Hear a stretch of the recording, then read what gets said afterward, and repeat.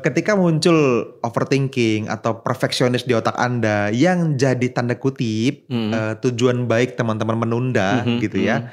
Saya pernah belajar dari salah satu praktisi yang bagus ya tentang psikologis namanya Mel Robbins. Jadi Mel ini bilang kalau misalnya mulai ada bagian dari diri kita yang berusaha untuk menunda dengan alasan baik tanda kutip gitu ya. Ambil baby stepnya apa? Langkah pertama yang paling kecil yang paling simpel dilakuin apa? Teman-teman tinggal sesimpel ini, misalnya teman-teman hitung 5, 4, 3, 2, 1. Oke, gue buka laptop.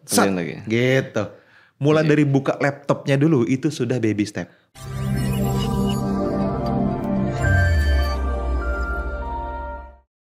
Halo teman-teman Kedamaian ID. Halo. Yeay. Nih aku harus menurunkan sedikit intensitas karena ada beberapa video kemarin kalau dengerin aduh sorry teman-teman semua. Biasa host di TV tuh. Iya, biasa host di TV kan harus atraktif, harus ceria gitu kan. Nah, ini harus agak diplanin sedikit. Oke. Nah, kali ini mungkin bukan dari Q&A tapi ini pengen membahas sedikit tentang kemarin kita ngebahas tentang bagaimana kita bisa deep work ya gitu ya. Nah, tapi ternyata kalau kemarin saya riset dan itu ada hal lain nih kenapa kita juga nggak efektif gitu ya. Ternyata ada yang namanya juga kebiasaan menunda-nunda. Oke. Menunda tanpa alasan yang jelas gitu kan. Terus juga ya besok aja lah dulu gitu. Nah terus juga kerjaan numpuk, niat nggak jalan gitu. Jadi udah ditumpuk, tetap gak niat ya. Gak mau ngerjain gitu ya. Capek duluan sebelum mulai. Nah itu pasti nyambung.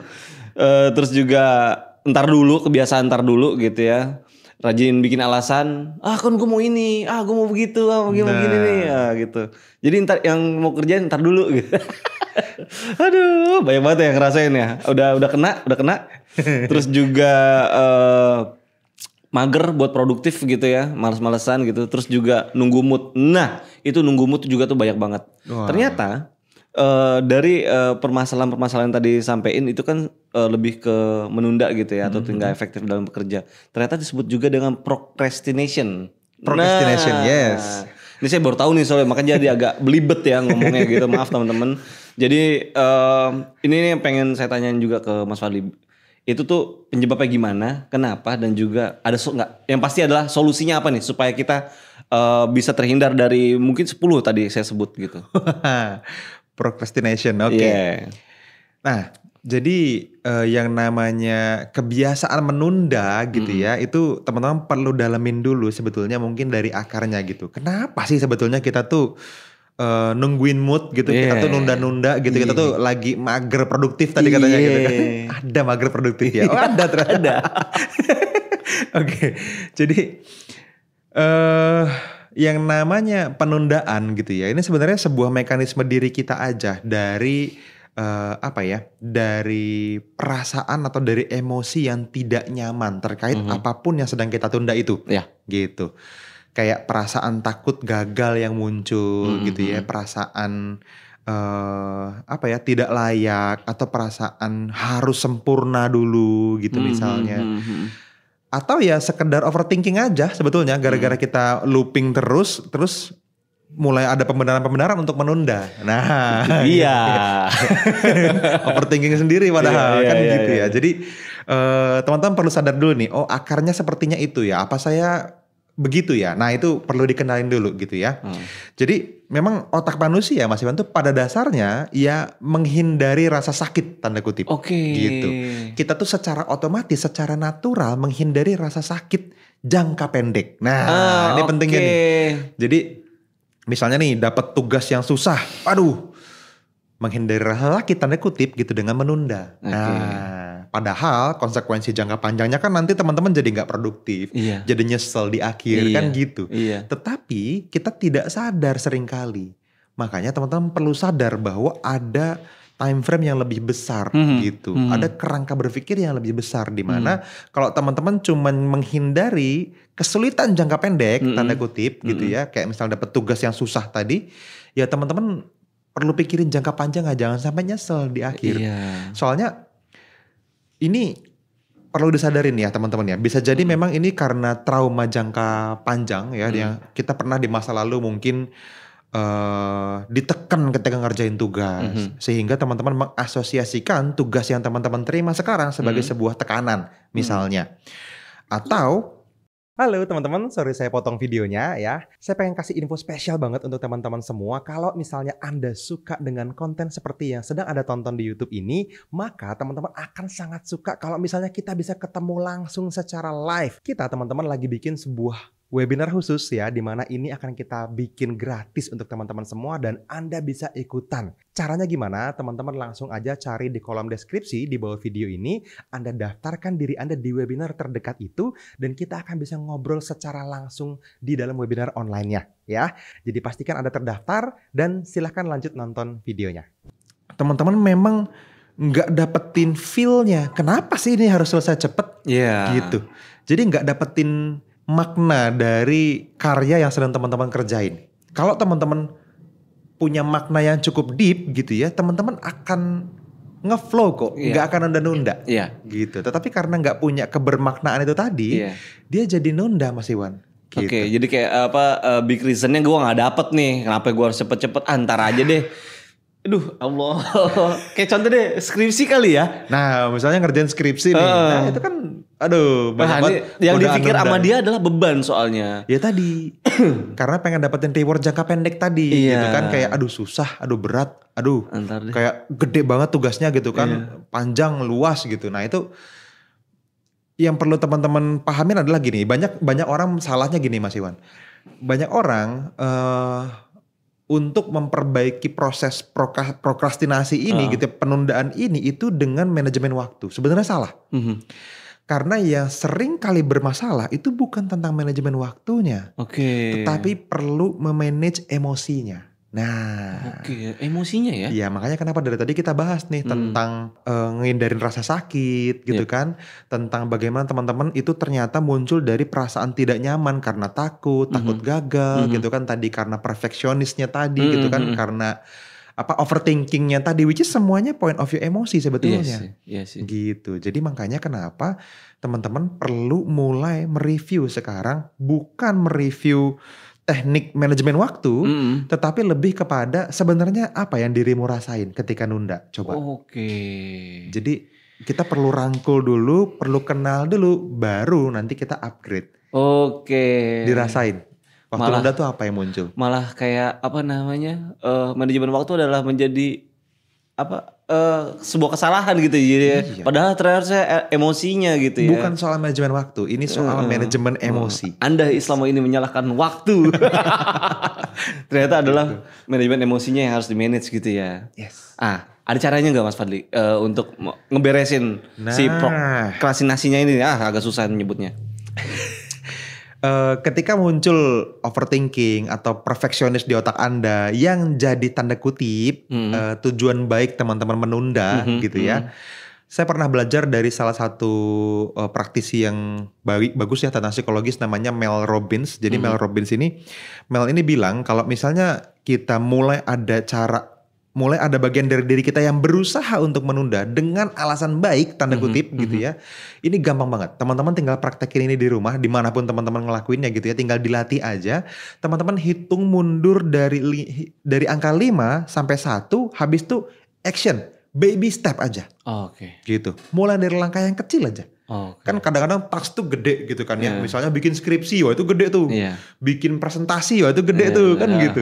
Nah, ambil baby stepnya apa? Langkah pertama yang paling kecil, yang paling simpel dilakuin apa? Teman-teman tinggal sesimpel ini. Misalnya teman-teman hitung ketika udah, aduh mager, aduh ntar aja deh gitu ya. Nah itu langsung bikin 5, 4, 3, 2, 1. Oke gue buka laptop. Gitu. Mulai dari buka laptopnya dulu itu sudah baby step. Jadi sesimpel itu, nggak usah mikirin bikin skripsinya. Gitu. Setelah laptopnya dibuka, nanti otak akan mulai ke distract. Pola nundanya akan berubah. Jadi pola, habisnya ngapain ya? Nah, baru tuh ngeflow tuh masuk tuh. Langsung jadi deep tuh ya, dive in ya. Jadi ini menginterupsi kebiasaan delay tadi itu. Gitu. Jadi langsung aja 5, 4, 3, 2, 1, otak kita akan langsung respons. Gitu. Udah tertanam kok di kita. secara alami teman-teman sudah punya respons otak ketika kita terbiasa mendengar countdown gitu Iya, ya. Tahun baru Iya, misalnya atau lomba misalnya Iya, gitu kan. Ketika teman-teman bilang 5, 4, 3, 2, 1 secara perlahan Ready itu kita. langsung kayak muncul bagian otak yang bertanggung jawab terhadap tindakan. Gue harus action apa nih? Nah, itu otomatis ada. Oh gitu ya? Kita udah punya itu. Oh tuh teman-teman. Iya. Wah keren sih ini tipsnya. Iya juga sih karena kan kita kayak namanya 5, 4, 3, 1 kayak 3, 2, 1 kita makin ready kan. 3, 2, 1 kan kayak apa nih tak langsung. Oke. Nah, gitu. Oke. Wah perlu Jadi coba. itu Perlu coba. langsung kejadian sama teman-teman kok bisa. Oh, gitu oke. ya. Soalnya nggak mungkin teman-teman nunggu mood selamanya kan gitu ya. Iya. Kalau teman-teman mulai aja dulu gitu dengan baby step tadi, moodnya muncul. Nah, itu penting. Oke, itu dia tuh. Wah bener ya. Teman-teman ngerasain gak sih namanya 3, 2, 1 tuh kita semakin ready ya gitu kan. Langsung aja gitu. Jadi kayak ya begitu teman-teman 5, 4, 3, 2, 1 semua bagian diri kita langsung bekerja sama untuk ngambil tindakan. Oke. Langsung bertanggung jawab, dia merasa bertanggung jawab. Oke, gue action apa ya? Langsung gitu otaknya. Nah ini silakan Mas Fadli mau minum dulu mungkin. Soalnya gini, ini sedikit juga berpengaruh juga dengan video kemarin kita yang di mobil ya. Mungkin teman-teman bisa nonton beberapa video ke belakang terkait kita bagaimana bisa dive in dalam pekerjaan ya. Yes, untuk deep work itu Deep work itu. Nah ini nyambung nih. Nyambung karena tidak hanya tentang bagaimana kita deep work, tapi karena hal menunda ini sehingga teman-teman tidak menjadi fokus dan bekerja gitu ya. Kemarin kita suruh deep worknya kan, Iya. sekarang menuju ke sananya nih gimana gitu menuju kan. ke sananya Oke, kadang-kadang nih. orang gitu ya. Oke mas deep work, tapi susah loh mau deep work Susah itu. loh. Nah Mulainya. ini obatnya nih. Ini obatnya. Ini buat mulainya. Habis itu ketika sudah dive in gitu ya, distraksi itulah baru dilakukan gitu. Yes. Nonton video sebelum ini. Oh nyambung.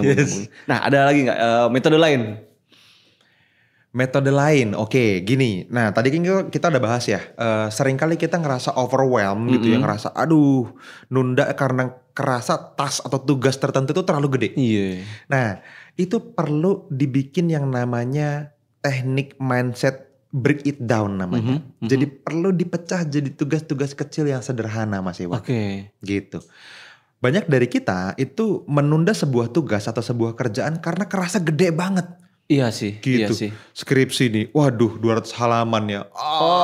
Bungkusan besarnya yang dilihat ya. Iya gitu loh. Ketika teman-teman ngalamin sebuah tugas tertentu gitu ya, sebuah job desk atau goals yang pengen teman-teman capai hari ini gitu, itu seringkali terasa jadi gede banget memang secara mental. Nah kita perlu rubah jadi microtasking namanya. Oke. Jadi di breakdown jadi microtasking. Contoh misalnya gini. Ketika teman-teman punya to do list harian, misalnya saya pengen bikin sebuah presentasi, perlu selesaikan presentasi A misalnya, gitu ya. Nah itu dipecah gitu loh. Jadi misalnya kayak 5, 4, 3, 2, 1-nya tadi itu cuman dengan buka aplikasi PowerPoint langsung, oke. Habis itu saya bikin satu bullet point pembuka dulu apa gitu ya. Habis itu misalnya cari satu gambar pendukung untuk menguatkan bullet point itu, oke. Sekarang buka, langsung kerjain. Nah nanti ke depannya selanjutnya itu akan ngeflow. Oke. Gitu. Jadi memang perlu di breakdown dulu. Jadi jangan dibiarin dia jadi sebuah tugas besar yang Anda takutin gitu ya. Tetapi bayangin itu tuh sebenarnya cuman karena ada hal-hal kecil yang kita lakuin aja gitu. Tugas besar itu datang dari tugas kecil yang dipecah dengan feeling good gitu. Dengan kasih sayang, dengan niat untuk ya ini gampang kok, oke kok, dan gue bisa kok. Ya, ini mungkin sedikit cerita. Jadi beberapa waktu yang lalu kita ada proyek cukup besar gitu ya, yang wah kalau dilihat segunung nih gitu kan. Iya. Tapi kita dari teman-teman juga, kita lihat mana dulu yang harus kita lakuin. Oh A dulu, habis itu B, baru kita eksekusi gitu. Jadi ada step-stepnya emang harus di breakdown di kepala kita apa dulu yang dilakuin ya, supaya jika udah ternyata kita ngerjain angka 4, ternyata balik lagi angka 2 gitu. Nah itu harus perlu di breakdown gitu ya. Oke. Dibikin microtasking. Microtasking gitu. Jadi ini akan membangun kebiasaan baik teman-teman untuk tidak menunda. Gitu. Mulai dari baby step dulu, dipecah jadi microtasking gitu ya. Dan pakai 5, 4, 3, 2, 1 tadi. Langsung mulai. Gitu. Wah keren. Nah Terus gimana kalau misalkan apa namanya, ada nggak sih kayak misalkan kita perlu nggak sih merayakan untuk pekerjaan-pekerjaan kita gitu, kayak misalkan wah entah itu akhirnya mau break dulu atau gimana, tapi kita merayakan langkah kita ini. Oh, ini kalau di Money Flow Mastery namanya pre-celebration. Pre-celebration. Menurut saya perlu, Mas Iwan. Oke. Jadi pre-celebration tuh gini. Pre-celebration adalah cara kita untuk membentuk otak kita memulai kebiasaan baru dengan mudah. Aha. Gitu. Karena kan yang namanya berubah atau upgrade kan selalu kebiasaan baru kan. Ya. Dan seringkali kebiasaan baru ini ditunda. Iya. Makanya kita nggak pengen berubah karena itu. Nah, sebenarnya itu sesimpel karena otak kita tidak terbiasa mendapatkan tanda kutip reward. Oke. Kalau kita bikin reward, otak kita tuh butuh reward teman-teman untuk membentuk kebiasaan itu tadi. I see. Gitu. Nah, ini bisa dirayakan dengan hal-hal yang sangat simpel kok. Misalnya kalau teman-teman ngerjain kerjaan harian dan berhasil, gitu ya. Teman-teman mulai dari step paling awalnya, teman-teman rayain nggak apa-apa. Oke. Kayak teman-teman tadi misalnya udah bikin presentasi tadi misalnya gitu ya, udah mulai buka slide PowerPoint, udah bikin beberapa bullet point, udah ada beberapa gambar gitu. Itu mulai dari hal-hal kecil kayak ih keren gila gue udah mulai. Ya dirayakan dengan perayaan kecil dalam hati juga cukup, gak apa-apa kok. Thank you ya diriku, ini keren banget, lu keren banget, udah mulai. Gitu, itu bisa. Itu kan kayak simpel banget ya, dan tanpa syarat itu langsung terjadi bisa. Karena kayak misalnya yang lu selama ini yang menunda-nunda ternyata lu bisa maju gitu loh. Lu bisa mulai, lu bisa langkah mulai, pertama keren, langkah pertama udah jadi lu. Dengan gitu. memuji diri kita sendiri gitu ya, membanggakan diri kita sendiri. Gitu. Iya sih. Langkah-langkah kecil dirayain gitu. Misalnya dengan apa ya? Bahkan sampai misalnya dengan gerakan tubuh gitu ya, kayak mantap nih gue. Gila kayak gini gue bisa gitu ya. Atau bahkan sampai action lebih kerasa. Kayak misalnya teman-teman, wah ini udah berhasil nih gue dengerin lagu favorit gue dulu setel lagu yang biarin gue nikmatin momen sebentar. Atau nih misalnya teman-teman di kantornya ada pantry gitu ya, ya teman-teman. Ini layak dapat pop mie nih gue. Kan kita sering bilang gitu ya. Ini udah berhasil beresin tas yang ini. Waktunya pop mie bentar nih. Atau bikin ngeteh bentar lah. Ngopi-ngopi lah bentar lah gitu. Jadi dibayar dirinya, dirayakan, dikasih reward tanda kutip diri kita. Supaya otak kita terlatih. Ketika teman-teman pengen membentuk sebuah kebiasaan baru yang baik. Otak Anda akan, yang kemarin dapat penghargaan kok. Dapat apresiasi. Gitu. Bahkan sebelum itu terjadi di pre-celebration dulu. Itu juga bagus banget gitu. Jadi memang progres kecil kita itu bisa dirayakan.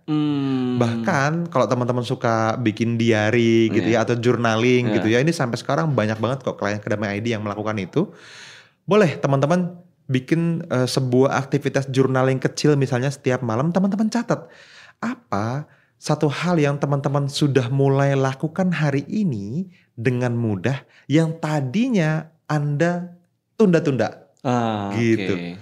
Itu jadi satu catatan penting yang akan bikin kita ke depannya akan selalu mudah melakukan itu. Jadi tingkatkan kesadarannya. Gitu. Tingkatkan kesadaran itu untuk kita bisa jangan lagi menunda-nunda. Step-stepnya tadi udah dijelasin tuh ya, dari mulai yang apa tadi tuh catatan saya tuh.